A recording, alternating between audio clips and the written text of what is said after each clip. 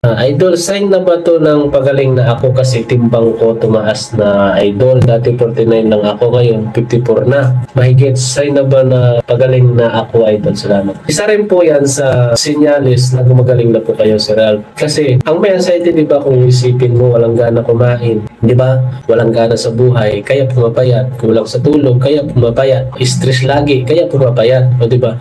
Ayan, ibig sabihin, kung nababawi nyo na yung kain nyo, ang ibig sabihin yan, is kaya mo na siyang labanan. Kung baga, nandoon ka na sa punto na magagawa mo na lahat ng gusto mo. Nagagawa mo ng kumain, ng maayos. Di ba? Kasi pag gutom ka, mahirap yun. Hindi mo kaya ang symptoms ng anxiety. Pero kung busog ka, may malakas yung katawan. Pag gutom ka, anxiety. At kung yung manginginig ka, parang nanginginig yung mga laman mo dahil po pala sa gutom yun, di ba? May mga ganun ako kasi dati. Wala kasi ako ganun. Ibig sabihin, tumaas yung timbang mo ng ganyan. 5 pounds o 5, gagaling.